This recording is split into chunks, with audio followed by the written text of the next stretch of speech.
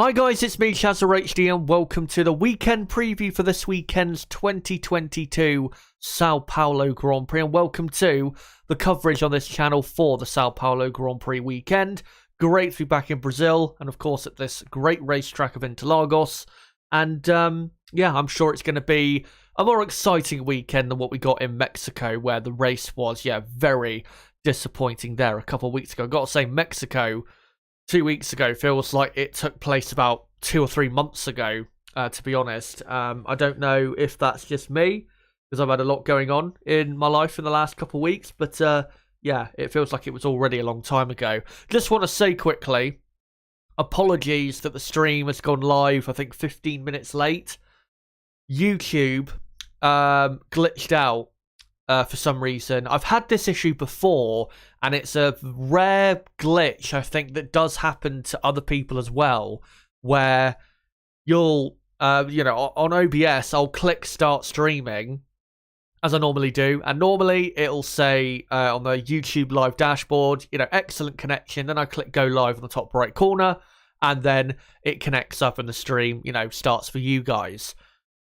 I, click start streaming, and nothing happened for a few minutes, and then suddenly it was it started connecting, even though I wasn't streaming. I hadn't clicked start streaming. I had clicked stop streaming, and I'd even turned OBS off to try and see if that would help it.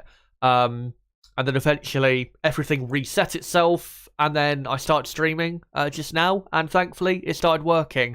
I remember I'm not sure if many people watching will remember, but I think last season at the 2021 Spanish Grand Prix, I had this same issue, and that's why I couldn't do a race watch along for that race, because we used to, I think back then, go live half an hour before the race started. I tried to go live, and the same thing happened, but then it happened, I think, for like 30 to 45 minutes. But I remember during the race, I actually tested out whether the issue was still happening, and it had suddenly fixed itself. So it wasn't anything to do with me. It was purely a YouTube issue, which is unfortunate. But thankfully, this is not the race watch along, and this is just a weekend preview. And yeah, thankfully, no issues on my end. But for tonight's stream, just to let you guys know what the plan is. Obviously, we're going to go through all the teams, and I'm going to go into, how they all, I think they'll do this weekend, but also what results certain teams and drivers need, because there is still some very important battles going on in the championships. Also, I'll get into some stats regarding some teams and drivers, as I normally do, and an onboard lap of the circuit in this stream this evening. This isn't going to be the longest weekend preview, I have to say, because, to be honest, I mean, this is the penultimate race of the season. The season ends next Sunday in Abu Dhabi. There isn't really any news going on in the F1 world, to be honest. I mean, you've got the whole Haas F1 driver situation, where it appears we might have confirmation this weekend as to who is going to be driving in the Haas team alongside Kevin Magnussen for 2023, either Mick Schumacher or Nico Hülkenberg. The rumours is that it will be Hülkenberg, but again, we don't know officially as of yet. But except for that, there's no real news out there in the F1 world, and I think pretty much most people in the F1 community and even the teams, I think they're pretty much focused on next year now, because this season is, pretty much done. But there is still, factually 2 races to go, and even though obviously the championships are wrapped up a few races ago, we've seen in plenty of years gone by where when the titles have been wrapped up early or earlier than normal, that we do get a couple mental races towards the end of the season after everything is pretty much wrapped up. So it's definitely possible, and we know that some mental results and some just mental stuff is possible here in Brazil. Think back to 2019, 3 years ago, where we had Pierre Gasly finish in second place, Carlos Sainz getting his first ever F1 podium as well, and that was a truly mental race 3 years ago. And last year's Grand Prix, I've got to say, was a classic race, really. to be honest. So, yeah, I think there's definitely, compared to Mexico, there's more of a possibility of a good race here than there is at that track in Mexico City. So, yeah, I'm looking forward to this weekend. And it appears we might have quite a bit of rain as well. So, we'll see how that all plays out. Just want to say quickly, hope all you guys are doing well, no matter what time it is in your part of the world or where you're from. I hope you're all having as best a day as possible. And hopefully tonight and for this weekend, you'll join me with the content for the 2022 Sao Paulo Grand Prix. But of course, tonight we'll be starting with a weekend preview. And as well, I will, later on the stream, update you guys as to my plan of content for the winter break. Because I have made a change to the plan. Not a massive one, but yeah, I have decided to go for something slightly different, at least for the start of the winter break. Yeah, I'll let you guys know about that later in the stream, and let you guys know about, the progress of the recorded videos that I am going to be uploading during the winter break as well. But obviously, first, we will get into the teams and how I expect them to do in this weekend's Sao Paulo Grand Prix. And of course, we will start with Red Bull Racing. And yeah, they are by far the best team on the grid. Not necessarily do they have the best car on the grid every, qualifying and race session. I mean, in the races, I think it's pretty clear to say that, 90% of the time Red Bull have the best car. But yeah, in qualifying sometimes, we have seen this season that that's not always been the case. But when it comes to purely results on race day, Red Bull are just an unbelievably great team, and they have been unbelievably good this season. Obviously, they have been aided at times by Ferrari, and even Mercedes at times getting it wrong with some key decisions. But yeah, Red Bull have been absolutely brilliant this season, and obviously they've been on a great run, 9 consecutive wins up until this weekend. Can they get the 10th consecutive win this weekend? I think they will. I think they'll win this weekend, and I think they'll win the race next weekend as well. I don't see how, with the Red Bull team in the shape they're in, with the confidence they have, and with Max Verstappen driving so well and so comfortable, I just don't see how he is stopped and how Red Bull are stopped. It would really need pretty much a perfect effort by a Ferrari or a Mercedes, or a Ferrari driver or a Mercedes driver, to be able to beat Max Verstappen in these final 2 races, because I just, again, because of the run they've had, I just don't see how he is, I just don't see how he's stopped.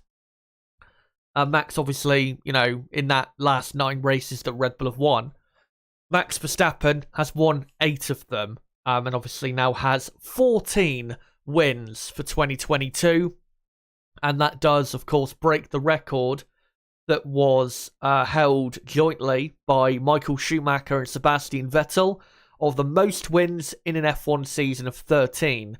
Max Verstappen now has that record with 14, and to be honest, I think he'll end the season with 16 wins, because yeah, this weekend in Brazil, Max Verstappen, I think, will I think Verstappen will be pretty comfortably winning this race, unless something properly unexpected happens, like a reliability issue, which, to be honest, hasn't been that common for Red Bull really since the start of the season.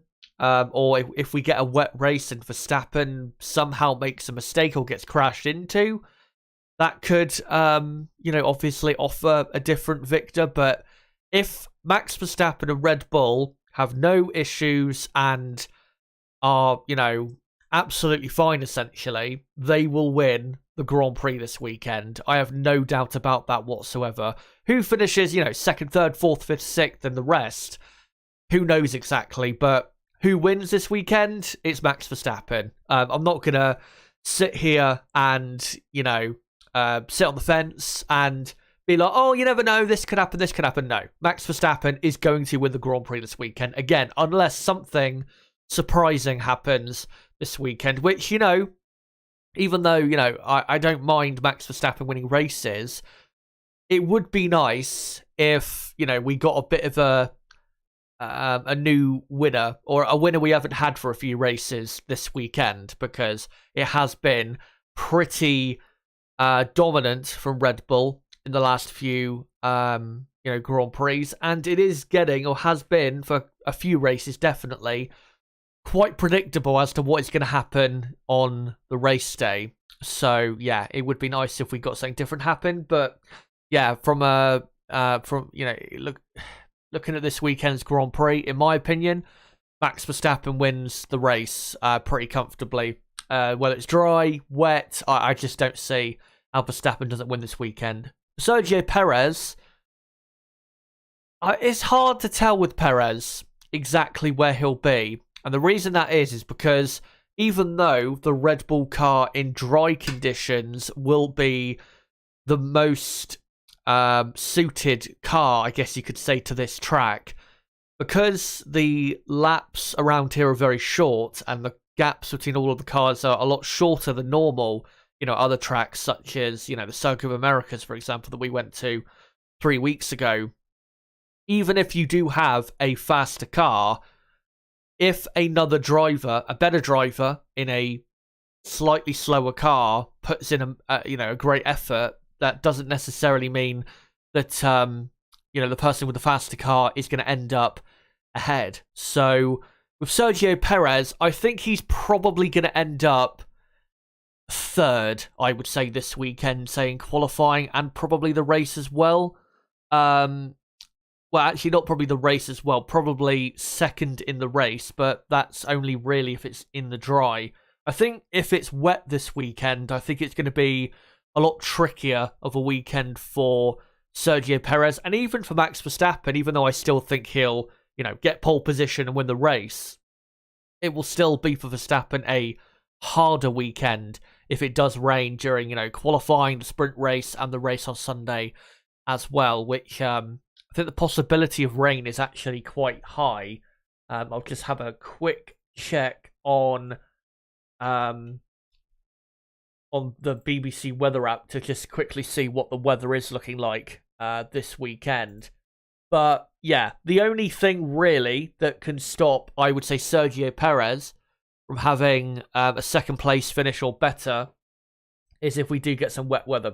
And the reason I say that is not because Sergio Perez is, not good in the wet conditions. We know he's good. Obviously, the 2 races he's won this year, the races were, for the first half of those particular races, held in wet conditions. So, no doubt that Sergio Perez is very good in the wet conditions. But Ferrari, I think, and I think we've seen evidence of that this season, maybe not so much in the Japanese Grand Prix race, but earlier in the season, say at Silverstone, we did see examples that, Ferrari in wet conditions, at least in qualifying trim, do have a better car than Red Bull, or at least they are closer to Red Bull than they, are normally in dry conditions. And the reason that is because obviously Red Bull's top speed or high speed advantage is limited a lot more in wet conditions. So yeah, Sergio Perez, I think really if he's going to end up finishing in the top 2 this weekend and potentially completing a Red Bull 1-2, it's going to be more so from Perez's side, more so down to the performance of the car. But again, that does depend on the weather conditions. Let me just quickly check though what the weather is for the weekend, because obviously the weather forecast has probably evolved. So for tomorrow, the weather looks to be dry for tomorrow. Obviously, Friday qualifying, we have the normal qualifying session that we would have obviously on a Saturday. So yeah, Friday looks fine. It does rain later in the evening, but or it might rain later in the evening. It's not a guarantee, but it looks as though during the day we are going to have just overcast weather. And then on the Saturday, Saturday looks as though it's going to be dry as well. Again, no overcast. There is, a possibility of rain, but it's probably going to be just overcast and dry.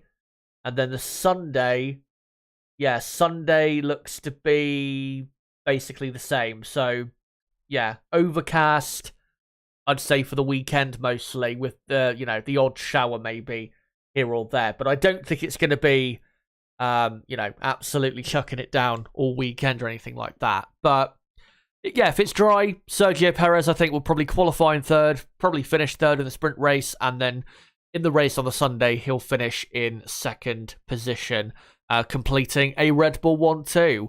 I don't think they're going to, absolutely destroy everyone like they have done some occasions this season, but yeah, they definitely have, in dry conditions, the best car for this track. And in the race on the Sunday, I don't see how Red Bull can be stopped. We'll see if any other team can stop them. But yeah, realistically, I just don't see how Red Bull are stopped this weekend. But we'll go on to quickly some stats regarding Red Bull and Max Verstappen for this Grand Prix this weekend. Max Verstappen's only win in Brazil was in 2019. What a weekend that was. Barely got pole position, but it was a great lap to get pole position. And then in the race on the Sunday, just a 10 out of 10 drive it was. Because obviously Lewis Hamilton was ahead of him twice on track. Firstly, after the first round of pit stops, and then he brilliantly repassed him into turn one. And then on the restart of the race after the safety car, he went, sailing around the outside in a, all-time great overtake and moment in that Grand Prix, and deservedly won that race that weekend. For Red Bull, though, they have won in Brazil 5 times since 2009. And if you look at during the period of F1 where they were dominant, they actually did dominate this race quite a lot, even though the layout of the circuit wasn't necessarily, you would think at the time, suiting their car as much as other circuits, because obviously we do have in the first and the third sector long straights and long power sections, which obviously the Red Bull back then was not very good in those parts of the track, but Red Bull ended up winning obviously in 2009 and getting a 1-2 in 2010, 2011 and 2013. So yeah, back when they were dominating F1, this was a great place for them. And obviously, Sebastian Vettel won the championship here for Red Bull in 2012. The race they didn't win that day. And obviously, 2019, Max Verstappen got the win there. So that's Red Bull's 5 wins since 2009 in Brazil. And yeah, Red Bull, they have won 9 consecutive races now in 2022. They're looking for their 10th in a row this weekend. One thing I do want to ask, though, maybe in the chat, I'm not sure you guys will be able to answer it, because we'd have to probably research it quite a bit. I think Red Bull might be getting to the point where they're about to equal or break the record for the most wins in a row for a team. Well, they might not, actually thinking about it, they're probably not going to break the record, but they're getting closer to maybe equaling the record for, the most wins in a row by a team. I'm just trying to think with Mercedes, how many wins in a row did they have from, the end of one season going into another? Got to be 15 to 20 maybe? So yeah, Red Bull, they're not too far away, and it just shows you how good they have been this season. Not necessarily because they've had, a car that is miles quicker than everyone else. It's really been because Red Bull have been executing so well on their strategies, pit stops. Drivers have been executing so well on their, the race starts and overtakes and everything. And they've just been, on race day, such a well-performing team. So I was just hearing a plane go over. That's why I was a bit startled there. Yeah, Red Bull have just this season been so good. And yeah, this weekend, I think they get, in dry conditions, a 1-2. If it's wet, though, I think you'll probably see Perez finish in 3rd or 4th place, and Verstappen still winning, but just not by as much of a gap as it would be in the dry. But now we will go on to the Ferrari team. And yeah, Mexico was humiliating. It was a complete disaster. To be honest, though, looking back at what issues they had, it was inevitable what happened. They had to really take care of their power unit. They couldn't run it with as much power as they ideally would want to, and how they would at other Grand Prix. And yeah, they just had no straight line speed in comparison to, say, Red Bull. And because they had to take off some downforce to try and get back some of that power or straight line speed they were missing from the power unit, that cost them in the middle sector and the final sector of the Autodromo Hermanos Rodriguez circuit in Mexico that they raced at a couple of weeks ago. And that's why Carlos Sainz, the highest placed Ferrari in Mexico, ended up almost 1 full minute behind Max Verstappen at the end of the race. And Charles Leclerc was nearly a lap down. I think he was about 1 minute and 8 seconds, was it? He was away, or 1 minute and 7 seconds away from Verstappen in the end was Charles Leclerc. And yeah, if there was another, say, 10 to 15 laps, Leclerc would have been lapped, no doubt about it. So yeah, it just shows you how poor their pace really was in Mexico, that they ended up so far off. And they were even, I think, was it 40 seconds away from just the podium, never mind Max Verstappen, who obviously won the race by, a very large distance. But yeah, they come here to Brazil hoping to at least contend for victory, never mind win the actual Grand Prix. Obviously, they haven't won a race in 4 months now. The last win was in Austria, and they are the last team, not called Red Bull, to win a race in F1. So, yeah, it's been a very tough last few months. And to be honest, this last few months, that again has been tough, they've deserved, because they really have cost themselves many chances, or threw away, rather, many chances at winning races since Red Bull's, 9 races in a row win, or 9 wins in a row, has, got underway. They've had so many chances, Ferrari, to get wins. Obviously, France, Leclerc had an accident. Hungary, Ferrari, obviously, we know, massively bottled that race with a very poor strategy call. Singapore, Leclerc obviously losing the lead to Perez on the first lap, which pretty much cost him the win. And then, that's what's obviously led to Red Bull having, the 9 race wins in a row, if I can fucking speak English, since the French Grand Prix. So Ferrari, they can't sit there and go, well, Red Bull have just been too quick for us. I mean, yeah, there has been certain races where Red Bull have been just too quick, but let's not pretend like Ferrari have, not been competitive enough to win races in the last, 3-4 months or so, because they have. They've just failed to deliver at the end of the day. But for this weekend, yeah, unless it rains, I don't see how Ferrari get really that close to winning the race. I think the best you could see in dry conditions is probably Leclerc, say, getting on the front row, holding on to second in the sprint race. Obviously, the sprint race, you have to remember, I think it's 35 laps, is it? Or 36 laps, or 30 laps, is it? I can't remember exactly how long the sprint race is, or will be, for this weekend's race. But, what'd you call it? Yeah, if he can hold on to second in the sprint race, that'd be good, because at least that gives him a chance at maybe getting into the lead on the first corner off the grid on the Sunday Grand Prix. But yeah, in dry conditions, if Red Bull have no issues, Ferrari don't beat them at all.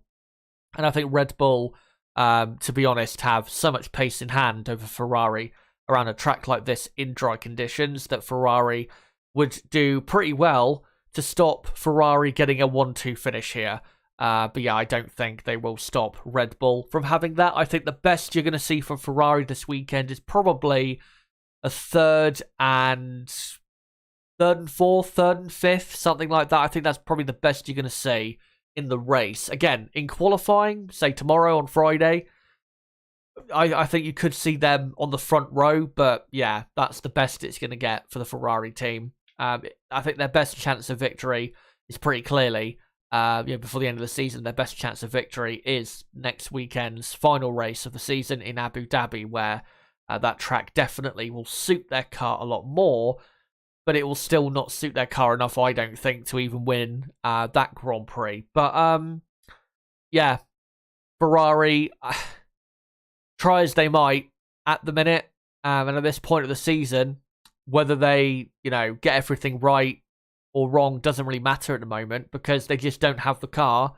at the moment to compete with Red Bull, which is sad, because obviously at the start of the season and the first half of the season, Ferrari were right there with Red Bull, and it was very competitive. But yeah, really since the summer break, Ferrari have just fallen off massively. And if, the technical directive that we had enforced from the Belgian Grand Prix on, banning flexi floors and all that, it does seem as though that has affected Ferrari the most out of any team on the grid. So, yeah, obviously we don't know that Ferrari had a flexi floor. Maybe it's just Red Bull, have brought better developments in the second half of the season. Maybe that's the reason why Red Bull have ended up, pulling ahead, even more so Ferrari. But yeah, it is not, I would say, a complete coincidence that in the second half of the season, Ferrari have dropped off with their pace ever since really the technical directive came into force at Spa a few months ago. So yeah, not looking good for Ferrari. And if you're a Ferrari fan, don't have any expectations for this weekend. The only hope really you can have, if you're going to have any hopes this weekend, is that you end up on the podium, which obviously last weekend did not happen. Yeah, a podium, again, it's possible, but whether they actually get it, who knows? I mean, I will get onto, of course, Mercedes in a moment. And I'll get into, why I think it's going to be a bit of a trickier weekend for them than what they've had in the last couple of races. But, yeah, Ferrari just too slow at the minute, unfortunately, to compete for victories. But let's now go on to some stats regarding Ferrari and Charles Leclerc. So Charles Leclerc, his best finish in Brazil is 5th only from 2021. Obviously, 2019, he was running, I think, 4th in that race at one point. And then obviously had his collision with his teammate Sebastian Vettel. So yeah, no podium finishes for Leclerc. So he's looking for his first podium this weekend. In Brazil, Ferrari, even though, yeah, they don't have a very quick car at the moment, they also don't have very good history around this circuit. Ferrari have only won in Brazil once since 2009, and that win was in 2017 with Sebastian Vettel, and that's their last win in Brazil 5 years ago. And it's amazing to think that was only 5 years ago. Feels to me like nearly 10 years ago, honestly, just 2017. If you go back and even, just look at the way the cars were back then, it looks like a completely different era. But what do you call it? Or a completely different time, not era, because obviously we are in a new era of F1 cars. But, that was it. And I will put this in my qualifying statistics info, I guess you could call it, for qualifying tomorrow as well. But Ferrari have not had pole position here in Brazil since Felipe Massa in 2008. And of course, that was the race where he was on pole, won the race, and he thought, and I think, well, for 20, 30 seconds or so, Felipe Massa was the 2008 world champion. But then Lewis Hamilton passed, of course, Timo Glock at the final corner, and then ended up winning the title to finish 5th in that Grand Prix, which was enough that day. So yeah, Ferrari just don't have the greatest history around here. They've had a lot of podiums here, have Ferrari, but they've just not been very successful at, getting pole or winning the race in the last 15 years. And yeah, Ferrari, their last win in F1 was 4 months ago. And again, they are the last team in F1 not named Red Bull Racing to win a Grand Prix. And we'll see how they get on this weekend. Again, at best, in the race, I think 3rd or 4th or 3rd and 5th is probably the best you're going to see from this team. But now we'll go on to the Silver Arrows Mercedes. And yeah, Mexico was... I mean, it was a good weekend for them. Because, you know, they've had a lot worse results this season. And we have to remember where they came from at the start of the season, where they were, you know, quite far off the pace. So, you know, what happened in Mexico wasn't, you know, a disaster or anything. But I do feel as though from Mercedes' perspective, it was disappointing, the Mexico Grand Prix. Because qualifying, really, they should have been on pole position. They had the car to be able to do it.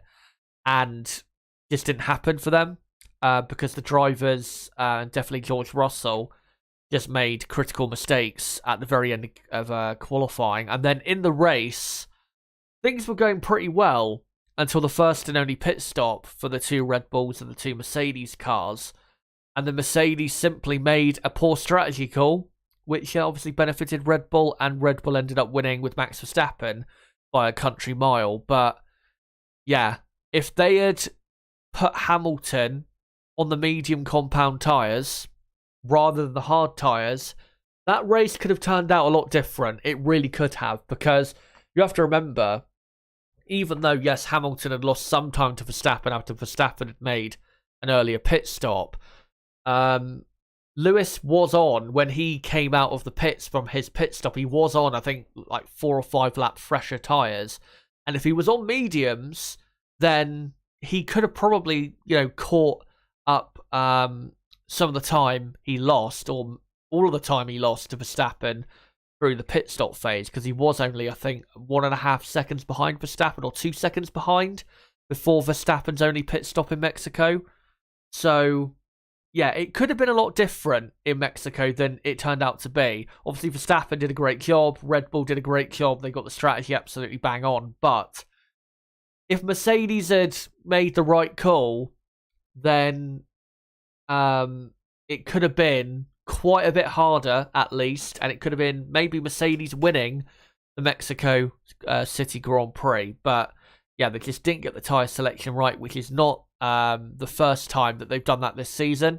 Obviously, at the US Grand Prix, they didn't get the tyre selection right there either, where they put Hamilton for his final stint on the hard tyre, where really, if they put him on the medium tyre like Verstappen was on, obviously Verstappen ended up passing Hamilton to win the US Grand Prix, I think Mercedes would have had a much better chance at winning. Not saying they would have won, but I think they would have had a much better chance at winning that race. But yeah, weren't able to do so. For this weekend, though, it's going to be a lot harder for them to win. And I think, really, unless it does rain and there's a load of chaos that they're able to avoid and not be a part of, I think, really, this weekend, the best, really, you can see for them is, a third place. I don't think they're going to be contenders for victory in dry conditions, really, at all this weekend. And the reason is because obviously in the first and the third sector, it's all about straight line speed, and Mercedes, they still don't have enough straight line speed to compete properly with Red Bull at tracks like this. And in the middle sector, even though, yes, it's not about top speed in the middle sector, and there are lots of corners, all of those corners, except for a couple, are very slow speed. And we know the Mercedes car in slow speed corners is quite poor compared to Red Bull and Ferrari. So, yeah, I don't see them being anywhere near as competitive as what we saw at the US Grand Prix or the Mexico City Grand Prix. I just don't see it at all. And to be honest, actually, if you go back to Mexico, talking about their poor slow speed corner performance, you'll see that pretty clearly in Mexico, because if you look at how Mercedes were doing in the final sector in Mexico, that's the sector where they were the slowest. And obviously the final sector in Mexico is the slowest part of that track.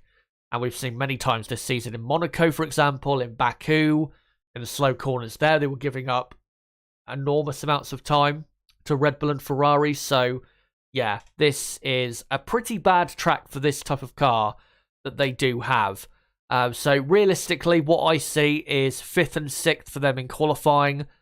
In the sprint, probably the best you can see is a 4th place, but that would really depend, I think, on a good start to the race for one of the Mercedes drivers to get into 4th place. I don't think they would be able, on pace with the amount of laps there are in the sprint race, to be able to get, say up to 3rd place or anything like that. And then, if they do, say, start the race from 4th and 5th or 4th and 6th, then their only hope, really, in the race on the Sunday is, Ferrari having their tyre wear issues come up in a really big way again, like we've seen a few times this season.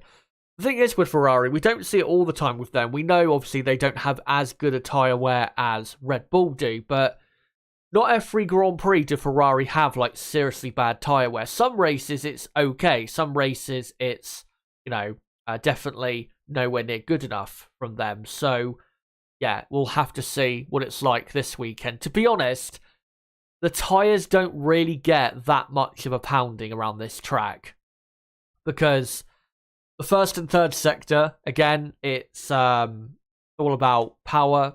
There is, the high-speed turn 3, but it's not really that stressful of a corner for the tyres. And then, the middle sector, except for a couple of the fast corners, the left-hander, for example, the fast left-hander just before Sao, that corner at the bottom of the hill as it goes up then towards the start-finish line. And then the fast right-hander after turn, I think it's turn 6, I think it might be. The fast right-hander that goes uphill properly into the middle sector. Those 2 corners, they do put quite a bit of stress through the tyres. But the slow corners, that are really, in the meat of the middle sector, they don't really hurt the tyres at all, unless obviously you're massively locking up or anything. So, tyre wear being a massive issue this weekend is not necessarily, I think, going to be as much of a thing as we've seen at other Grand Prix, and I don't think that will help, Mercedes' effort this weekend either. So, it's going to be hard, really hard, I think, for them to get onto the podium. I think 4th place is the best I can see for them, unless Ferrari have just that bad of tyre wear that they end up, dropping even below Mercedes, despite having a significant straight line speed advantage. But it's what do you call it? Sorry, I was reading something there in the live chat. That's what startled me just then. It's hard to say with Mercedes how really how they can be anywhere near as quick. Essentially, it's what we saw in the last 2 weekends in at the US Grand Prix and in Mexico. It's just very hard to see how they can be anywhere near as quick as they were there. In Abu Dhabi, though, next weekend, I think there's a decent chance they get a podium there to finish off the season. Another thing to quickly let you guys know of is they are now, after obviously outscoring Ferrari by quite a few points in Mexico, Mercedes are now 40 points only behind Ferrari in the championship. Obviously, Ferrari in 2nd and Mercedes in 3rd. So they can catch Ferrari. It is possible, but it's going to take a very surprising amount of points or surprising points haul from Mercedes in one of the final 2 races, really, to be able to catch up to Ferrari. And to be honest, Mercedes would probably have to win one of the final 2 races to be able to overtake Ferrari for 2nd in the championship, because unless Ferrari have, a double DNF this weekend and then 1 DNF next weekend, and Mercedes end up, 3rd and 4th or 2nd and 3rd, even with fastest laps, it's going to be, pretty hard for Mercedes to get up to 2nd in the championship. But, technically speaking, it is possible. They are only 40 points behind. And really, if Mercedes in, Singapore and Japan, if they had not had such poor results there like they did in the race, they could be right on the tail of Ferrari right now. I mean, let's say in Singapore they ended up winning. They'd be, within what, a race win of Ferrari in terms of points. So it shows you that Mercedes have had their chances this season to catch Ferrari in the championship. But yeah, they just haven't been able to produce at all times this season. But yeah, if you're a Mercedes fan, it's going to be a tough weekend. There is no doubt about it. It's going to be a trying weekend for the Mercedes team, where they'll just have to really mostly hope for issues to crop up for Ferrari and Red Bull if they're going to get even better results than expected. And to be honest, I don't think the Mercedes team really expect to come here and be massively quick. I think they know that the car won't be massively quick for this type of circuit. But let's get into some stats regarding Mercedes and Lewis Hamilton for this Grand Prix. Lewis Hamilton has won in Brazil 3 times since 2016. And of course, I almost forgot to mention that Lewis is now, I think, an honorary citizen of Brazil, I believe, which is, great for him. And that was all confirmed, I think, earlier this week. But yeah, only 3 wins for him here in Brazil, which is surprising considering, he's raced here since 2007, of course. And he's had, obviously some great cars in the past to drive at this circuit. But yeah, only 3 wins. Obviously, his 3 wins were some very good wins. Obviously, last year's win in Brazil was a great win by him, and a really superb and very memorable weekend from Hamilton. But yeah, it is surprising that he's only had 3 wins here in Brazil. Also to mention, Mercedes have won every race in Brazil since 2014, except for 2019, where Max Verstappen won. So, and actually, I've just remembered that stat is actually incorrect, because, of course, Ferrari won in 2017, so I apologise. I got that incorrect. I'm such a fucking idiot. I will make sure to update that before I show it again on race day, because yeah, I'll have to update that, because yeah, I just forgot about Ferrari's win in 2017. And Mercedes, their last F1 win was 11 months ago. I think just over 11 months ago, like 11 months and a week or something, I think, since their last win, obviously in Saudi Arabia in 2021. And yeah, the chances of them getting a win before the end of the season is slim. I'd say 10%, really, because Red Bull are just simply so quick, and there's only obviously 2 races left, and the tracks we've got coming up I don't think are going to necessarily suit the Mercedes car enough to the point where they end up actually winning a Grand Prix. But before, guys, I move on to the midfield teams, I'm going to come on to you guys in the live chat. I want to get your thoughts as to what do you think is going to happen for this weekend's Sao Paulo Grand Prix. What do you expect pace-wise from Red Bull, Ferrari and Mercedes? Who do you think will win the Grand Prix this weekend? I will actually do a poll in chat in a moment to ask you guys, who do you think will win this weekend? The race.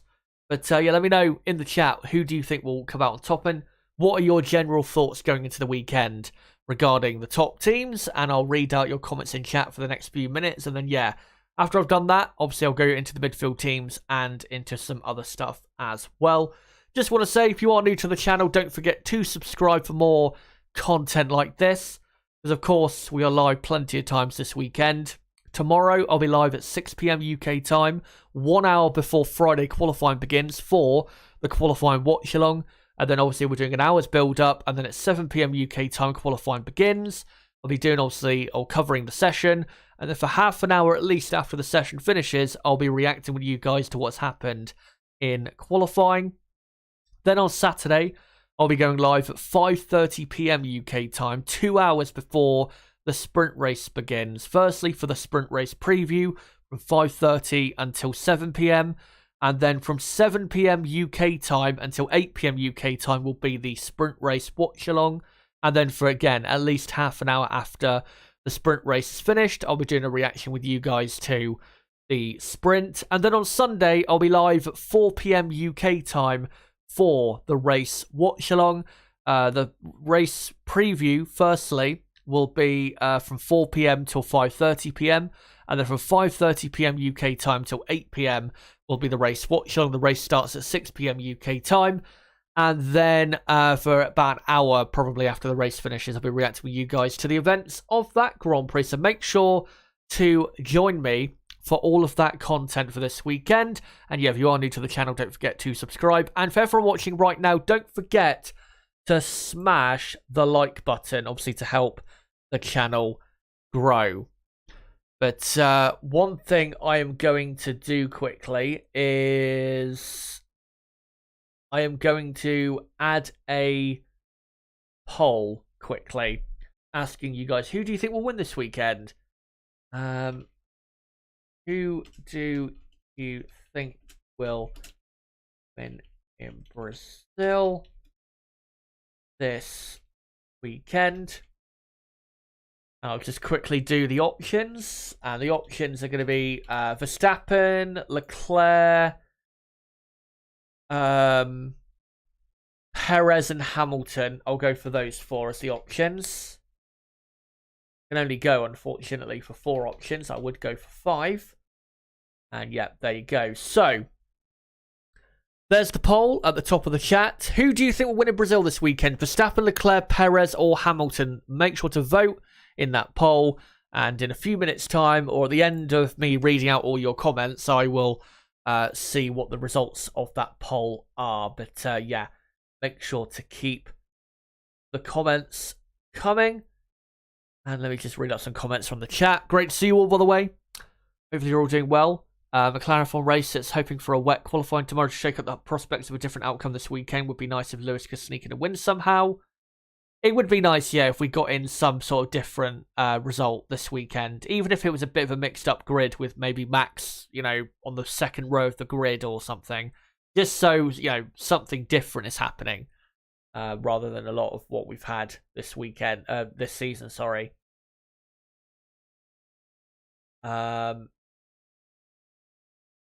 Silverback Orangutan says, I have to listen later. I feel lost. Air temp 70.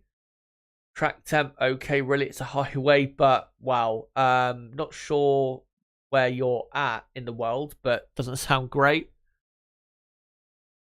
G Walker says, I thought we were in for another sprint this weekend. Yeah, we are. We are in for a sprint race this weekend. And I think, let me just quickly check and just confirm. I think the sprint this weekend actually is 25 laps. I don't think it's 30. I will just quickly check, and I can't see. Let me look on the F1 website quickly. They should be able to give something. Hold on. You'd think it'd be a bit easier to find how many laps it was. Obviously, the race on Sunday is 71 laps. Right, so 24 laps is the sprint race. 24 laps. Which is, I mean, that'll take what? If there's no safety cars or red flags or anything like that, or virtual safety cars, the sprint race should take about 27 minutes, 28 minutes at most, I would say, to finish. Sparky Pete says, good to see you, by the way. Says Horner was saying some teams run way too much downforce on their cars, so they qualify good but bad race pace with tyre wear. He means Ferrari. Yeah, I think some teams on the grid, they do run a bit too much downforce. I mean, at times, you do have to do that to compensate for certain things. You know, if you're really struggling in a certain area with your car in terms of the handling. But I think also we have to remember, with these cars, even though, yeah, straight line speed and how much speed you have at high speed matters a lot. Because of the way these cars work, the ground effect cars, really, it's about the downforce. When, the previous era of Formula One, even from 2017 to 2021, it was really mostly about how much straight line speed you had, in regards to how quick you were.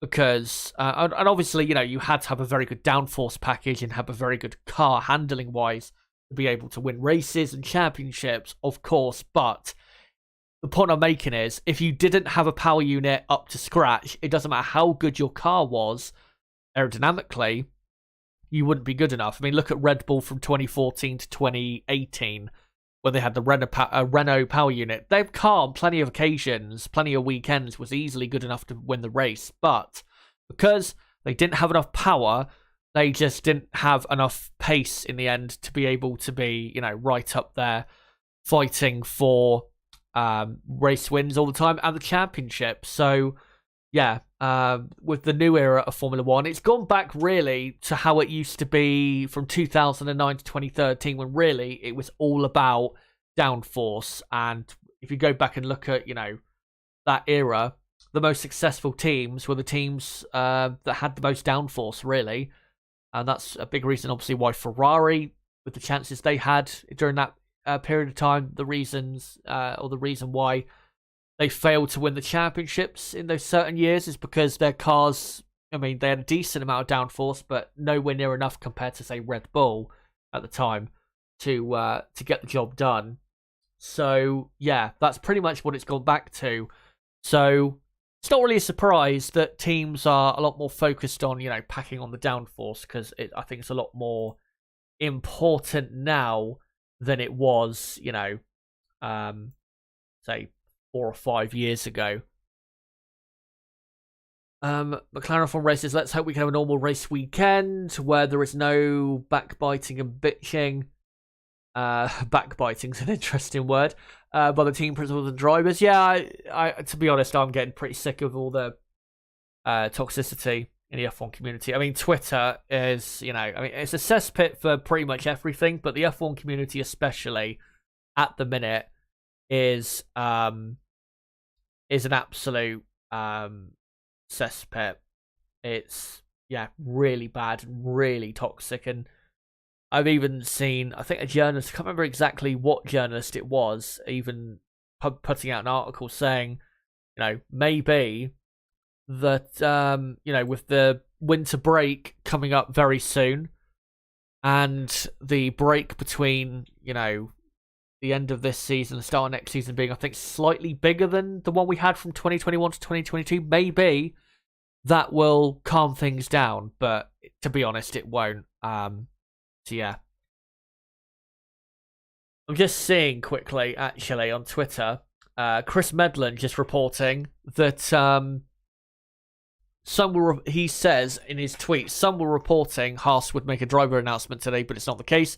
Gunter Steiner hopes it'll be next week before Abu Dhabi, but makes no promises. Yeah, in regards to sorry, I'll just see something else on Twitter. In regards to who's going to drive for Haas next year, we'll see when that announcement's made. I don't think we can know for sure when that announcement is going to be made. Charles Gallion says he is not as good as Hamilton in the wet. I think he's talking about Verstappen. Yeah, I'd agree. I think Hamilton is the best, but we have to clearly, say that Max is great in the wet. He's put in many great performances in wet conditions. Obviously, the Japanese Grand Prix, what was it, a month ago? I know, obviously, the Red Bull car was pretty quick, but his pace was on another planet compared to everyone else. So, yeah, let's not downplay Max's quality. But, yeah, he's not the best in the wet.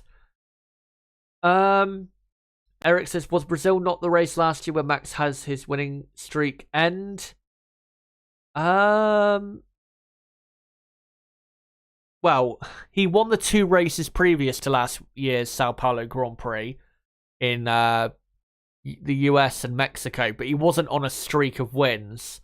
I think the longest streak of wins he had last year was from France to the Styrian Grand Prix, was it? Or the Austrian Grand Prix? I think only 3 wins in a row was the longest consecutive win amount he could get up to. When obviously this season, I think his longest run of wins has been trying to think. I think 5. Yeah, 5. Yeah, 5 sounds right. 5 wins in a row. I think it's been the highest amount of wins he's had in a row this season. McLaren from races. What year was it Max got some community service for getting in Ocon's face? 2018. That was hilarious. Yeah, it was 2018 where obviously Verstappen was leading, was going to win the race, and then Ocon was just a complete fucking idiot. Looking back, I still don't know why people thought that was Max's fault. I just don't get it. I know people could say, well, Ocon was there and you should give him the space, but, Max is the leader of the race. The lapped cars are not supposed to interfere in any way, even if you're trying to unlap yourself, you're not supposed to interfere in any way with the race leaders, and what Ocon did was just so stupid. But again, I don't understand why Max got so much criticism for it. I mean, could he have done things differently? Yeah, of course he could, but Max was in the right, objectively speaking. Ocon just acted like a complete idiot and cost him the race. But yeah, at least Max got revenge for that, and won the race in 2019. Rooksfoot asks, how's the driver's engine allocation going? Are we likely to see some engine failures in the last 2 races, and do any engine penalties carry over to 2023 season? No, there's no carryover to 2023. At the start of 2023, everything is, reset. I think I forgot to mention this with Ferrari. Carlos Sainz, we believe, might be taking a penalty this weekend for a new ICE and maybe a turbo as well. Maybe a completely new power unit. We'll have to see. But it was reported that he was supposed to take it in Mexico, but then it didn't happen. So we will see. Maybe they'll do it at the final race. Who knows? But yeah, you've got that. Who else is due a penalty?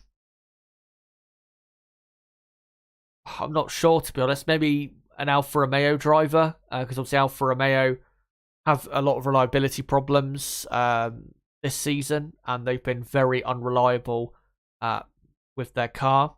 So maybe they'll have some issues in the final 2 races, and maybe they're getting close to needing another power unit or power unit element. But yeah, at this point of the season, it really should be fine.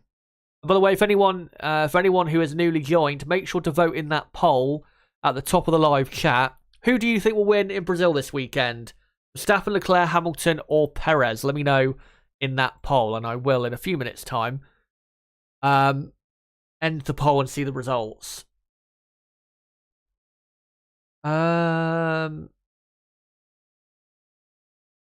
Sparky Pizza's Ferrari don't need money. They are sandbagging to get 3rd place for the extra CFD time. I mean, given they've, obviously lost the championship quite a long time ago in the season, it would probably be a decent idea to, not really develop the car massively for the rest of the season to maybe get some more wind tunnel time for next season. But to be honest, even if they were to drop into 3rd place, it's not going to make a massive difference. And we know that Ferrari don't tend to really keep up in the development race during an F1 season. And I know that, next season they're going to have quite a bit more wind tunnel testing time than Red Bull will have. But again, we know Ferrari, they don't really tend to improve their cars enough during the course of a season. So, yeah, I don't think it'll make much of a difference, to be honest.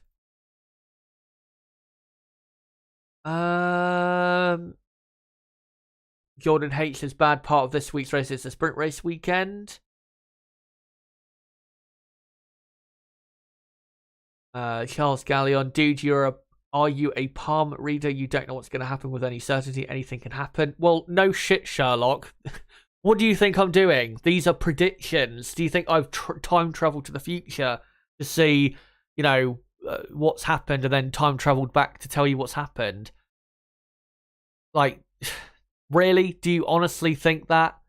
That I, that I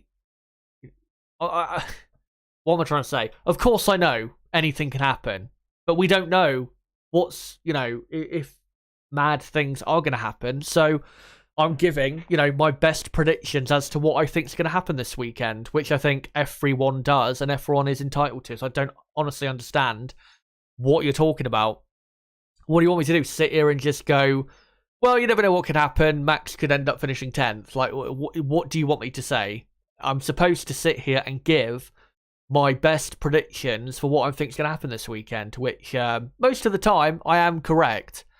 So, yeah, I really don't understand why you're saying that.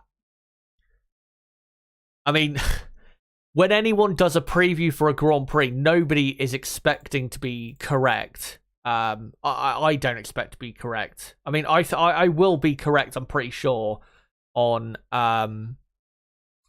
Red Bull winning the race this weekend, and probably 50-50 as to whether they get a 1-2 finish. But yeah, obviously I know I'm not going to be totally correct. That's not the point of previewing or predicting what's going to happen. Rook says, Guy doesn't understand the basic principle behind the entire betting industry. Lol, yeah.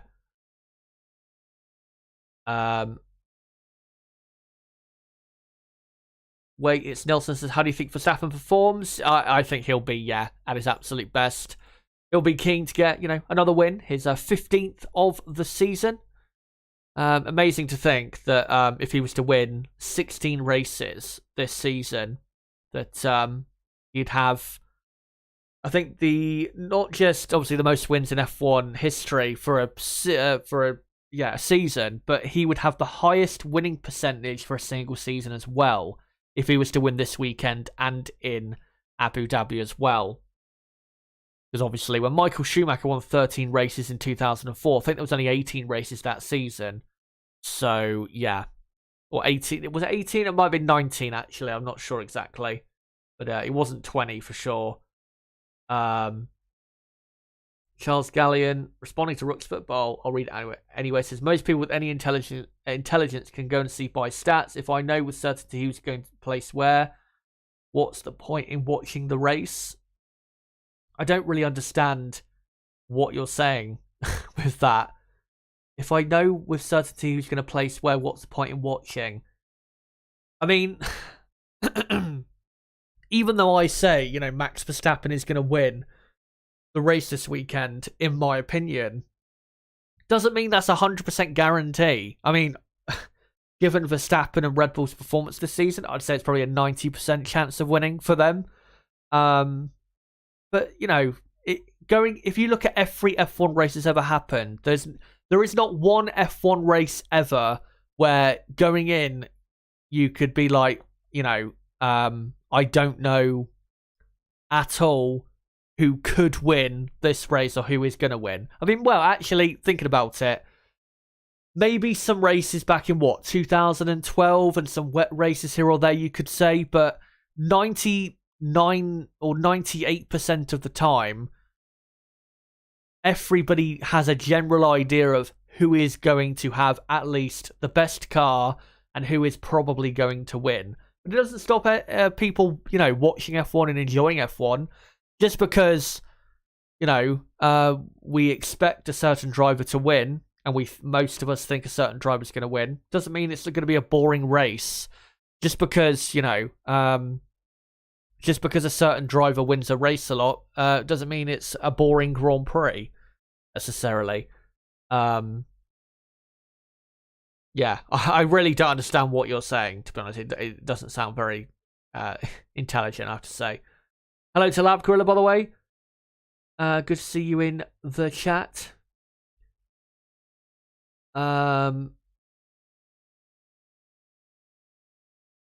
Lavgura says, passed my MOD2 test today with my Rossi 46 helmet. Feel a tiny bit closer to my idol. Good for you. Good to hear. And cheers for that, by the way, McLaren Racing. Keep up the great content. I will try to, at least. And I will actually, in a moment, before I get into the midfield teams, I am going to get into just an updated plan of content for the winter break. Just want to read a couple more comments, though. Sparky Pete says, I'm amongst the biggest Lewis and Mercedes fans. Max will win. Yeah, it's pretty likely. McLaren F1 Race says, there's no real point in listening to a very knowledgeable YouTuber in a field of interest if they just sit on the fence and don't give an opinion on a said subject and just fill us full of shit, lol. Yeah. I mean, is there F1 YouTubers that do that? Yeah, there probably are. I think that's probably the case in all like sport communities, like football communities or basketball communities, like on this website, that you're gonna have content creators that, you know, more so sit on the fence to appease. But, you know, I'm not gonna do that. I'm not gonna sit here and be like, well, you never know, Ferrari could win, Mercedes could win, maybe about Lando Norris. No, most likely Max Verstappen is gonna win this weekend. My job is to give you know, obviously update you guys as to what's going on in the actual sessions. That's what I do during my watch alongs and that. But it's also to give you guys my opinions of, you know, what I think is going to happen, what I think of what has happened in F1.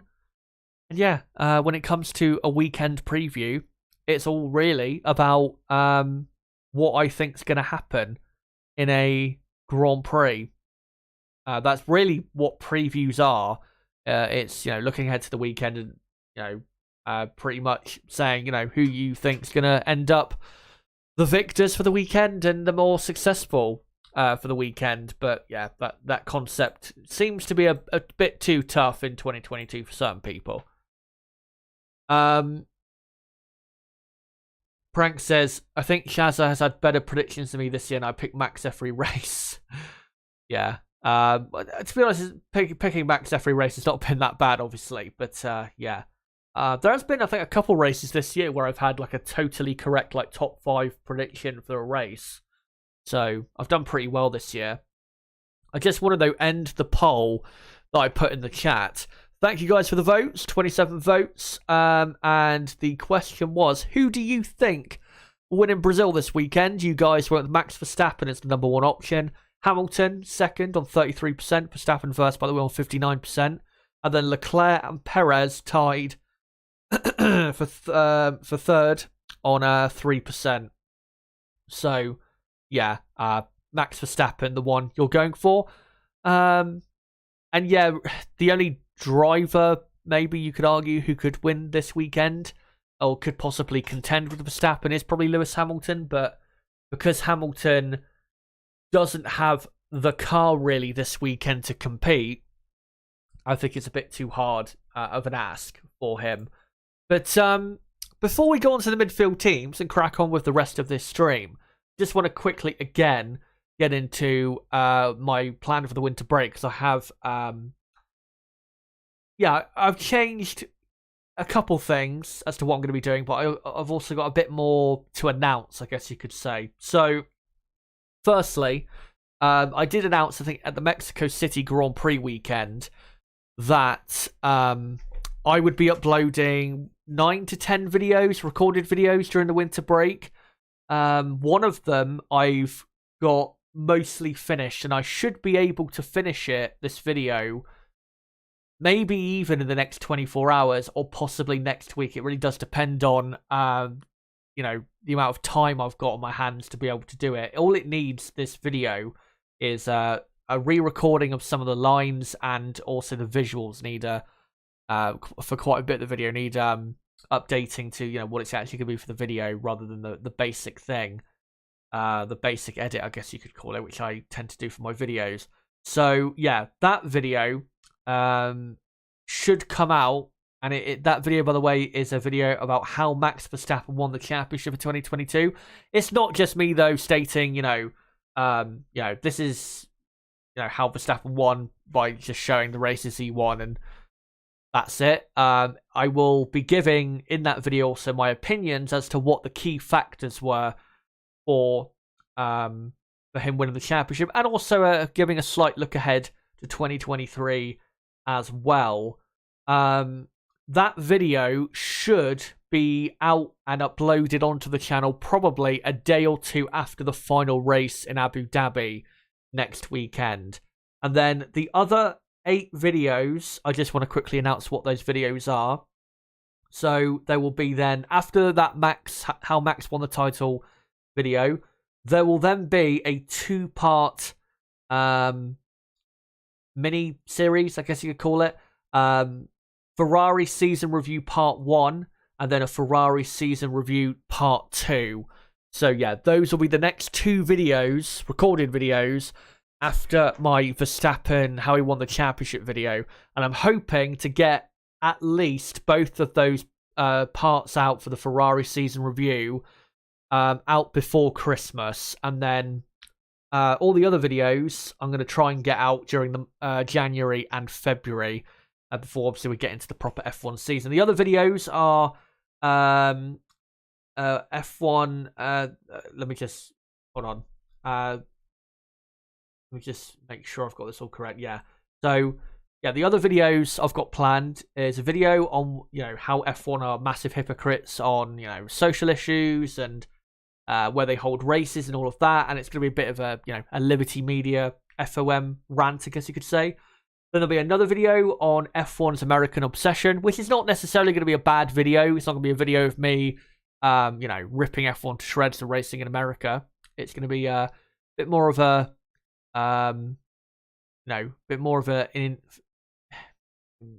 informative, but a bit more in-depth video than that. Than me just ripping into shreds about them racing in America for 3 times a year, which we're going to have starting next year. Then another video about the problem with modern F1 cars, which I'll be doing, and then the other 3 videos will be a video on Oscar Piastri and the potential I think he has, and it will be a video really just hyping up Piastri, because I do think Piastri is going to be a very, very good driver. And then there'll be a video on the Red Bull cost cap situation, where I will basically finalize my thoughts on the whole situation and do tons of research and get that out for you guys, hopefully before we get into, say, the car reveals and all of that. And then the final video I have planned is a Verstappen versus Leclerc comparison video. Now, you will remember, if you're an old subscriber, I used to do those 3 years ago. I did one for Hamilton and Schumacher that has done very well. I did one for Verstappen and Leclerc back then. So this will be basically an updated version. I did one for, I think, Hamilton and Vettel. I think I did one for Alonso and Vettel as well. So, that will be coming back, and I'll be doing a Verstappen versus Leclerc comparison video, because obviously they've both improved quite a bit since 2019. So I do want to do a video just comparing the 2 drivers. So those are the videos I've got planned for the winter break. And all 9 of those videos, the plan is to get them obviously uploaded onto the channel between the end of the season, which is next weekend, and the start of pre-season testing. So, we'll see as to when exactly those videos come out. They won't necessarily come out, one a week or one every couple of weeks. It'll be, because I'm at uni and because I'm busy doing uni work and I've got assignments to work on, those videos will come out when I get the time to actually do them. But when I, am able to get them finished and out on the channel, I'll make sure to do it as quickly as I can so I can, move on to the next one. Because I want to make sure I get all 9 of these out on the channel before we get onto pre-season testing, which is at the end of February, the last weekend of February next year in 2023. So, just want to let you guys know about that. And then I did also say in Mexico that there would be, unless I got bored, I did say that there would be no streams during the winter. That plan has now changed. So for the first 2 weekends after the season finishes, so the last weekend of this month and the first weekend of December, I will be doing a couple of streams. And what it will probably be about is some extra topics about the F1 season that I won't be covering in those recorded videos, more in-depth videos. So yeah, there will be streams during the winter and maybe another couple in December. We'll have to see. But yeah, after the season ends, there will still be streams. Again, last weekend of November, there'll be a stream during that weekend. And during the first weekend of December, there'll be another stream. But when it comes to the rest of December, January, and to the start of February, we'll have to see when we get closer to those parts of the year as to when, or as to what I'm going to be doing stream-wise for those parts of the year. But yeah, just want to update you guys again what the plan is for the winter break, which obviously begins in, 11 days from now, the winter break. It is, yeah, coming up on us very, very quickly. And as well, another thing I need to let you guys know of is, so obviously the last F1 race is next Sunday. What I'm planning on doing is, because the race is at 1 p.m. UK time for next weekend in Abu Dhabi, obviously I'm going to do the race watch along, cover the race, do a reaction, and then I will be going live later on Sunday night, next Sunday. Not this Sunday, next Sunday for the final race. After the final Grand Prix in Abu Dhabi at 8 p.m. UK time probably, for a live stream where basically I do a season review. Maybe I'll be joined by Niblo, probably not, because the timing won't be great for him, so he probably won't be able to join us for that. But I will be doing a season review on that Sunday night, next Sunday again, after the Abu Dhabi Grand Prix. So yeah, there is still plenty of content coming your way, even though we are winding down for the F1 season. And of course, like I said, the F1 season will be coming to an end very, very shortly. Just want to read out some comments quickly in the chat that I may have missed. Sparky says, oh, please don't shit on us here in the USA. Please include, we have 350 million people in a first world country, which in some ways matters. You can fit 80 Englands in the USA size-wise too. No, I'm not going to in that video. It's going to be more of a... it's not going to be like just a simple bashing video or a simple, praising video. It's going to be more of a... just a look at, the I guess the pros and the cons of the American obsession that F1 has, which obviously is helped massively by Liberty Media, the owners of F1 being American. And yeah, I'm going to be positive. I'm probably going to be negative in some aspects, but it's just going to be, a video just looking at, that whole thing. And yeah. Good change of plan, Chazza. Is for that, says Lab Gorilla. And right, so I think I'll now move on for the rest, with the rest of the teams. But yeah, that plan I let you guys know of, that should be the plan for the winter break going forward pretty much. Again, when it comes to live streams during the winter, the last weekend of this month and the first weekend of December, there will be a stream. But as for the rest of December, January, and early February, I'll have to let you guys know when we get to those times of year. But yeah, until then, I'll let you guys know. But with the recorded videos, those are all planned, and hopefully they'll be coming your way in the next, 3 months, basically. And yeah, hopefully you guys will enjoy all of that. But what I'm going to do now is move on to all of the midfield teams. And of course, we will start with McLaren, who had a great Mexico City Grand Prix. Daniel Ricciardo finishing in 7th place. Brilliant drive and a vital result for McLaren. Lando Norris ending up in P9. And yeah, 8 points McLaren scored in Mexico. Alpine only scored 4. So a good gain of points, but they are still... I think 7 points behind Alpine in the championship. Yes, they are 7 points behind Alpine for fourth in the championship. Now, I still think McLaren will finish in fourth because I still think McLaren have got a big-ish result left in them that will get them over the line and finish in fourth. But looking at the final two races, the track layouts and what cars should be quick or quicker for these final two tracks, Interlagos and the Abu Dhabi track next weekend, really Alpine should hold on to fourth place because this weekend Alpine should be quicker. We know McLaren have a lot of drag on their car, and at high-speed circuits McLaren do tend to struggle more so. I know the Italian Grand Prix at Monza, they did very well, but I think that was more of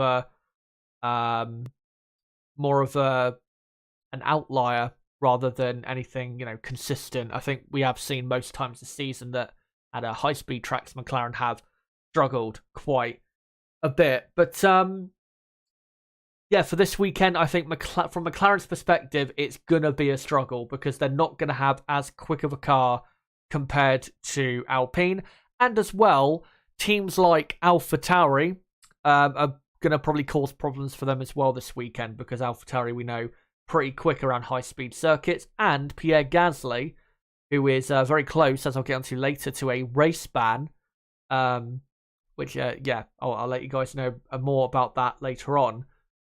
Pierre Gasly has been very good, historically speaking, around this circuit. Obviously finished second here in 2019. And I think last year he qualified Gasly in fourth, was it? In the Friday qualifying, and then finished in seventh in the race on the Sunday. So Gasly, he's got pretty good form around here. And in an AlphaTauri car that will be pretty decently competitive this weekend, McLaren are going to have a tough time. Really, what McLaren need to hope for is, of course, rain. Because if it does rain, that will really play a lot more into the hands of McLaren, more so than Alpine, because I think McLaren have a better car for wet conditions than Alpine do. But, really, I think most of McLaren, being able to beat Alpine this weekend, it's really just going to come down to hope from McLaren's perspective, because Alpine should have the quicker car, unless Alpine have, more reliability trouble, or possibly there's wet weather that causes Alpine to really come up a cropper.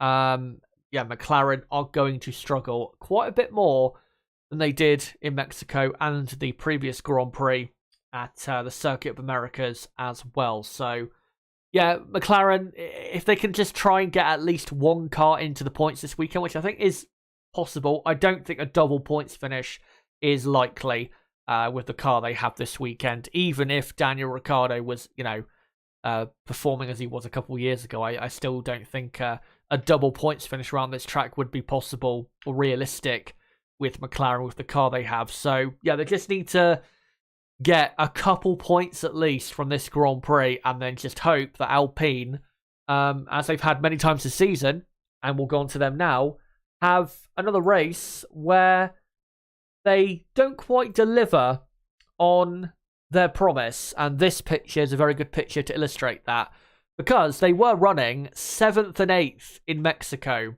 and that was 10 points heading their way. Then Fernando Alonso had an engine failure.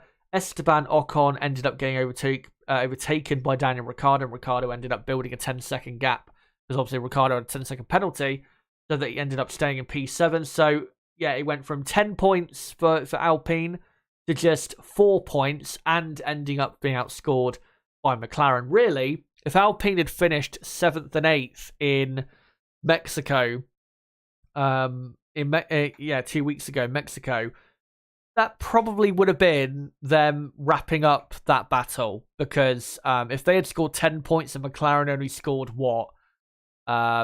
3, that would have pulled the gap out to 18 points, which, to be honest, at that point, given that in the midfield, the midfield teams, they don't really score that many points per weekend anyway, it would be, very, very unlikely that McLaren would be able to catch and pass them in the championship. But again, they've given McLaren another look in at getting the 4th place back.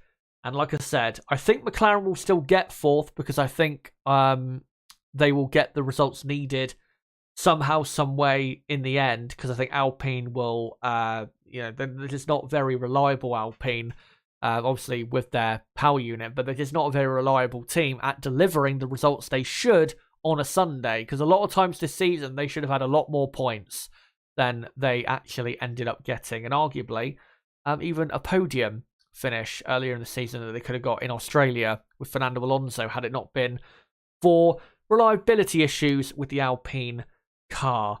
But for this weekend, Alpine should be quicker than McLaren, and Alpine should be the quickest midfield team.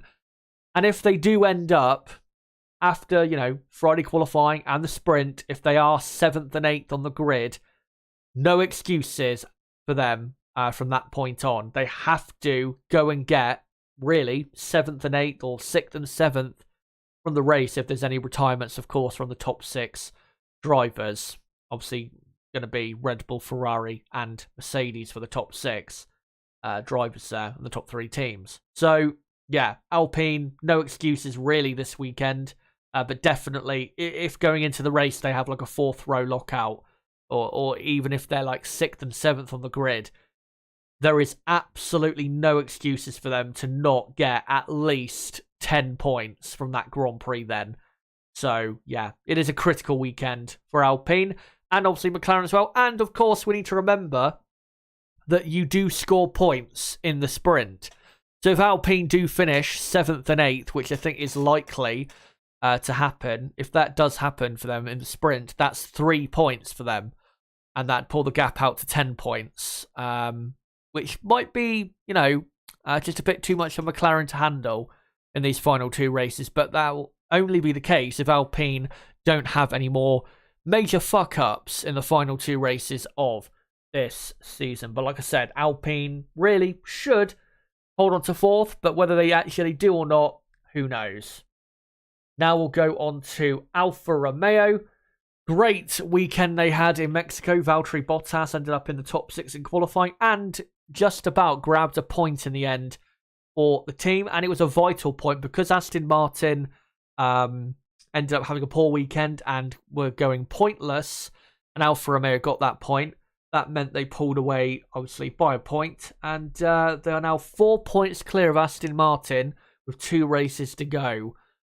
And at this point, it's looking not comfortable, not absolutely, sealed that pretty much sealed that Alfa Romeo are going to finish 6th in the championship, but it's going to take a quite a big result for Aston Martin at this point if they're going to finish ahead of Alfa Romeo. And to be honest, as I'll get into later with Aston Martin, the final 2 tracks on the calendar don't necessarily help their efforts to finish 6th in the championship. So really, for Alfa Romeo, I think they'll be fine. I think they'll just about hang on for 6th in the championship because, that point in Mexico was absolutely crucial for them getting or keeping themselves just about in front of Aston Martin, and probably will prove to be very, very important when the season does finally end next weekend in Abu Dhabi. For this weekend, though, they should be decently quick. Valtteri Bottas, definitely look out for him because he has been pretty quick in the last couple Grand Prix, and he has been very good around this circuit before. Obviously started last year's Grand Prix here on pole position for Mercedes after winning the sprint, and then started on pole here in 2017 as well. So, he's got some very good pace around here. Not necessarily the greatest race results, but he's got the pace over a single lap to be quick here. And if the Alfa Romeo car is handling well, then he should be fine. For Zhou Guanyu, though, don't expect anything too much from him because he's never raced here before. So, don't expect too much from the Chinese driver. But if Bottas can get a top 10 in qualifying and hold on to that in the sprint, then maybe for the race on the Sunday he could nick a point. But it's tough really to say where exactly Alfa Romeo will be because it's going to be, the way I see the midfield is it'll be Alpine, the quickest midfield team, and then probably McLaren and AlphaTauri, the next 2 after that, and then probably Alfa Romeo say, 7th best team, but they're going to be close enough, probably, to AlphaTauri to the point where they might be able to, maybe sneak into Q3 or maybe just be outside the top 10, but still end up getting into the points on the Sunday. So, yeah, it's going to be a very close fight. Hopefully, Bottas and Alfa Romeo do deliver. Even though I don't, support anyone in F1, it would be nice and nicer, in my opinion, if Alfa Romeo finished 6th in the championship, because I think they've had a very good season, and they are a much smaller team than Aston Martin, who are just behind them in 7th, and it would be, I think, a better story to see Alfa Romeo finish in 6th. And we'll now quickly go on to Haas F1. Yeah, Mexico was a very poor weekend for them. They just had no pace at all. They were slower than Williams even. They had literally the worst car on the grid, which they've had a couple times, sadly, this season, have what do you call it, Haas F1. And yeah, their car at this point in time, they've just not really developed this car enough, which is not really their fault. Obviously, losing the title sponsorship at the start of the season affected them massively. Thankfully, they've got the MoneyGram title sponsor for next season and from next season on, which will help them operate at the level or the limit of the cap. But yeah, for Haas this weekend, yeah, because of the lack of development and the lack of real raw pace, I just don't see much happening for Haas this weekend. I mean, Kevin Magnussen's never really done anything spectacular around this track in the past. He's had a couple of points finishes here, but nothing, spectacular, like I said. And Mick Schumacher raced here last year, but yeah, the Haas car last year obviously was very, very poor. So yeah, they'll be, in the midfield. They'll probably be a bit quicker than they were in the last Grand Prix, but yeah, I don't see a points finish for them. And again, in regards to Schumacher versus Hülkenberg, in the race for the second Haas drive, like I read out earlier, we should get an announcement on that in the next week or so. The earlier, the better, of course. I don't want it to be, too long or too weird of a time. But my hope is it's Mick Schumacher that keeps the seat, because I don't mind Nico Hülkenberg, but I just don't understand at this point what there is to see with Nico Hülkenberg, because he's had his time in F1, hasn't accomplished as much as he probably should have, given his talent, and yeah, I think really Haas should be sticking with Mick Schumacher, because even though Mick, yes, hasn't this season drove as well as he could have, and he's definitely better than what we've seen this season. And yeah, obviously, a couple of times this season, obviously, he's cost us money, quite a bit of money in accident damage. But if you look at how he's got on compared to Kevin Magnussen this season, definitely in the races, he's been probably the better driver than Magnussen. I know Magnussen is ahead in the championship by quite a bit, but that's because when Schumacher was struggling at the start of the season, Magnussen was getting all the points for Haas F1. But really, since the midpoint of the season, Mick Schumacher has been better in the races than Magnussen has.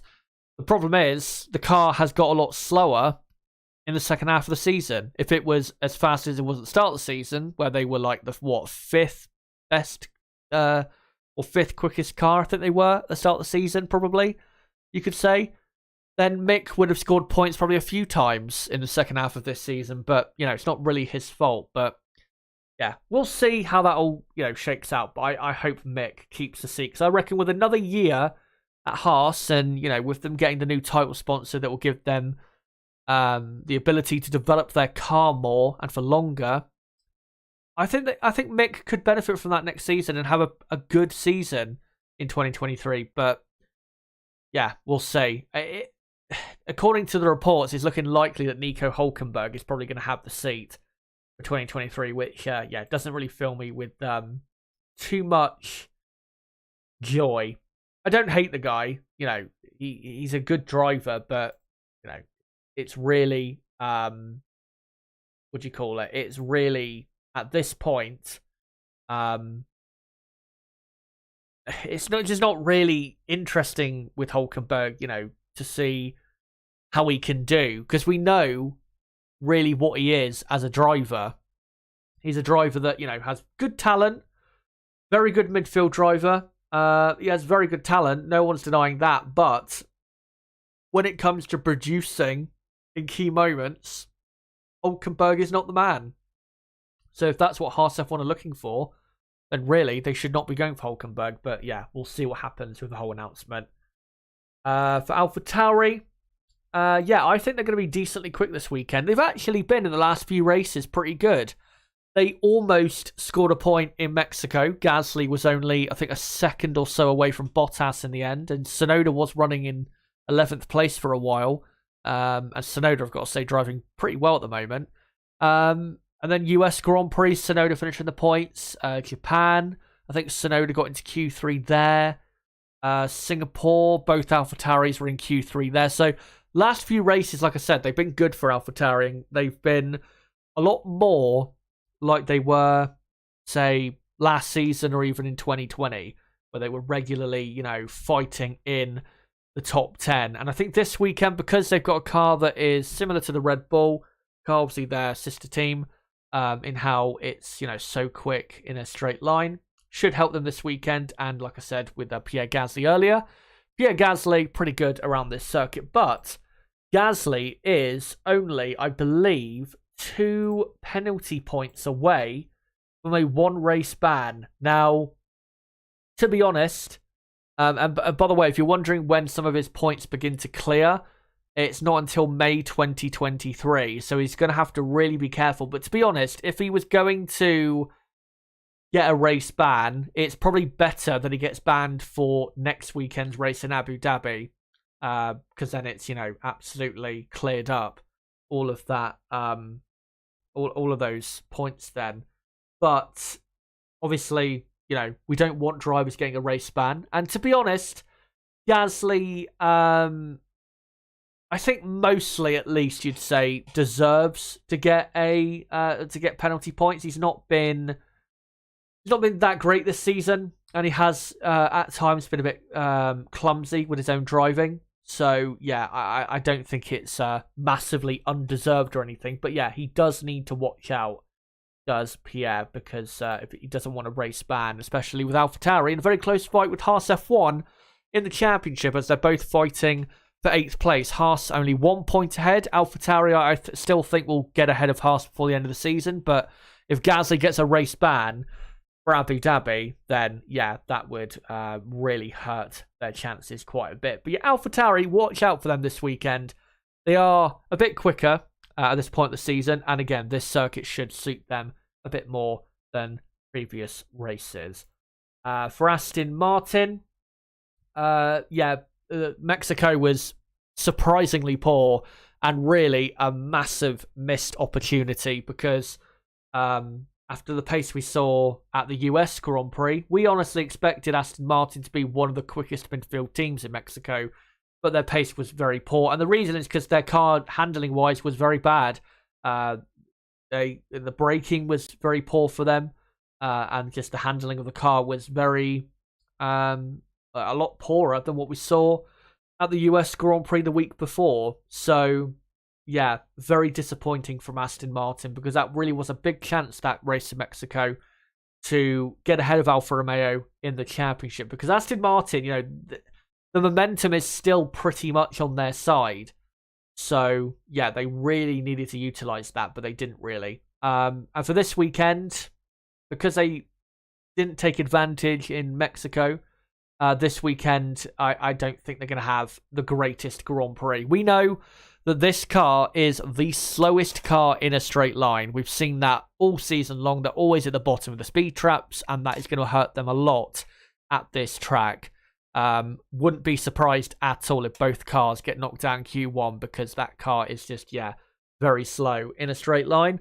They should be able to make decent progress there in the race, but ultimately, I don't think Aston Martin will finish in the points this weekend. If it rains, I think they probably will.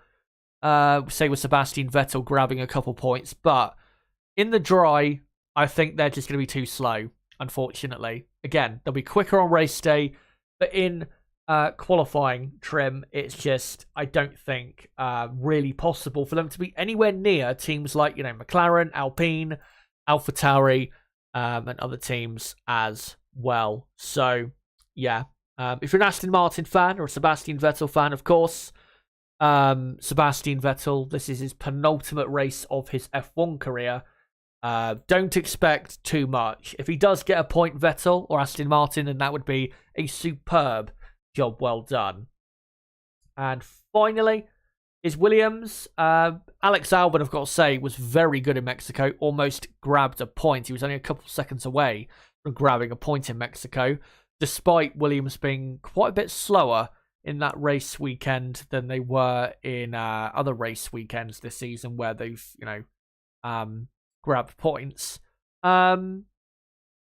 This weekend, though, yeah, Williams should be a bit more on the pace, at least in qualifying. We know that their car is the quickest in a straight line, not necessarily because of their design philosophy like with Red Bull. That's why Red Bull's car is so quick in a straight line. It's not because of the power unit, it's because of the design philosophy of the car. With Williams, I think it's more so just they have a lack of downforce as to why they're so quick in a straight line. And that will help them this weekend. Thankfully, for them, Alex Albon has raced here before in 2019 and was heading for a podium, second or third in 2019, but then was hit off by Lewis Hamilton towards the end of that Grand Prix. So, Albon should be probably one of the main dark horses, I guess you could say, in the midfield. I think him, Bottas, and maybe, a Gasly, probably you could say, as well as some of the dark horses in the midfield. But, watch out for Alex Albon for sure. Williams should be quicker, and obviously the shorter lap around here that closes the gaps between all the teams will help them as well. So this might be another Grand Prix where Williams grab a point or two. We'll see whether that's the case this weekend. But I'll just cut back to these pictures and I'll just quickly read out a couple comments and then we'll go on to an onboard lap of the circuit as I will just talk through, the track and what you need to do to be quick at Interlagos. Let me just read out a couple of comments. Noboru says, "Hey, Chaz, I can't stick around at work, but wishing you and chat a great evening. God bless. God bless to you, mate. Cheers for coming along." And Lav Gorilla says, "Is Mick in F1 for the long term? I so want him to and would like him to end up in Ferrari one day, but he's not done a lot in F1. Can be brutal unless Papa owns the team." I think, again, if this season Haas consistently had one of the top 5 best cars on the grid, I think Mick would come away from this season as one of the, not stars of the season, but someone who can hold his head high. But because his performances have not been helped by the Haas car becoming a lot worse with its performance, because Mick's performance in the second half of the season has improved a lot, but unfortunately, at the same time, the performance of the Haas car has, dipped massively. So that really has affected Mick, quite a bit, and it does hurt his chances. But if they keep him for 2023 and Haas next season are a lot more consistently quick, then I think Mick has a decent chance at a good career in F1. And I think there's a what do you call it? I think there's a good chance with Mick that he can be not a top driver, but a driver that comes away with, if he was to be obviously in a front running team, a few podiums and maybe a couple wins in his career, which would honestly be a pretty good F1 career. I've said before that if he came away from F1 in 15 years' time with a career identical to that of Ralf Schumacher, his uncle, that would be a great career, because Ralph had 5 wins, I think nearly 10 pole positions and a lot of podiums, and obviously raced for quite a long time. Had many great results, finished I think 4th in the championship at best in 2001, did Ralph. So, that would be a great career for Mick. And I think that's possible, but he just needs Haas F1 to give him a break and to give him that extra year. Because I think with an extra year, I think he could. I think he could really deliver something. Darth Lord Raven, hi Jazza, hello to you. Who do you think will take second in the constructors, Mercedes or Ferrari? I'm going to say Ferrari, purely because there's only 2 races left. If there was like 8 races left, then I would say Mercedes, because clearly the momentum is on their side and they have a better car on race day when the points are, of course, scored. So, yeah, I'm going to go for Ferrari. Mercedes, just like I said quite a while ago when I was going through Mercedes on the stream, if Mercedes had had a much better Singapore and Japanese Grand Prix with the amount of points they scored, then they would have ended up probably second or almost second in the championship at this current moment in time. But to end off the stream, let's go on to a track analysis or an onboard lap of this circuit. So here is the track. The red is Sector 1, blue is Sector 2, yellow is Sector 3. Sector 1 is pretty much all about top-end speed. Obviously, Turn 1 is very important when it comes to braking and front-end grip, because if you do go wide at Turn 1, it does affect your pace quite a bit. And then you have Turn 2, which is a bit of a tricky-ish corner, and then the flat-out Turn 3. But yeah, really, Sector 1 is about how much straight-line speed you have. Sector 2 really is about your performance in the slow-speed corners of Turn 8, 9, 10. I mean, Turn 6 and Turn 11, those are important corners as well, but not as important in that middle sector as Turn 8, 9, and 10 as to the performance of your car. And the front end of your car needs to be very good around a track like this. If your car has a front end that washes out away from the apex quite a bit, then yeah, you're going to struggle quite a bit. But if you do have, very good straight line speed to combat that, then maybe it won't be as bad as it could be if you didn't have that. And then the final sector, Turn 12, also known as Jinsao, is the final real corner, and then you just build up to enormous speed to the start-finish line. And Sector 3, is pretty much all about straight line speed. But let's go on to an onboard lap of the track. So this is from a guy called Lucas Freitas, I think it is, on YouTube. Freitas spelled Freitas, and this is on board with him in F1 1600 cars. I'm not quite sure what these cars are totally, to be honest, but this is him on board at the start of a race in this series, and we're just going to go on board with him and look at the track. And as the lap goes on, and this first lap goes on, I'll talk about, as he brilliantly goes through the middle there, I'll talk about where you need to be quick here and also some overtaking opportunities. So obviously down into Turn 1, that is the main overtaking opportunity, either to the inside or the outside of this corner. But when you're on a flying lap, you have to hit the apex of that corner. If you don't, it really costs you a lot of time into Turn 2 and ends up costing you probably a third of a second at least just through that corner. Turn 3 is flat out. You can go around the outside at Turn 3, even in the wet, as we saw Max Verstappen in 2016 against Nico Rosberg. Then down to Turn 4, with Verstappen and Hamilton had a bit of a clash last season. Another great overtaking opportunity, either for the inside or the outside line.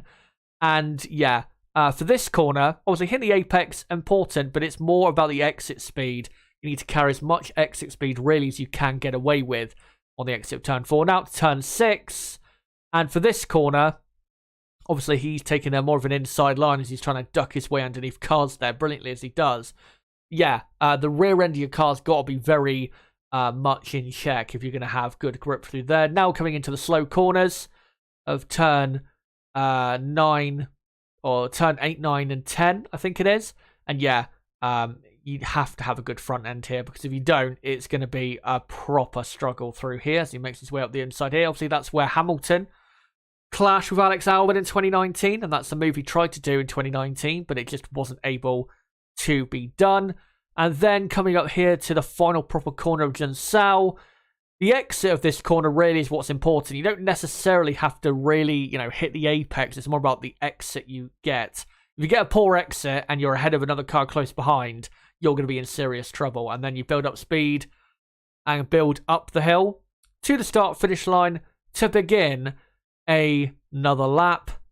And you can see he's just closely following the cars ahead. And yeah, make sure to go check out that guy on YouTube. Again, Lucas Freitas, Freitas for the final name there. I think he's got some long on boards of other races he's done as well, which I briefly saw. But yeah, so some good stuff here, you can see. Clearly, he's much better than all of these scrubs that he's overtaking pretty easily. But yeah, make sure to go check that out if you're interested in seeing any of that.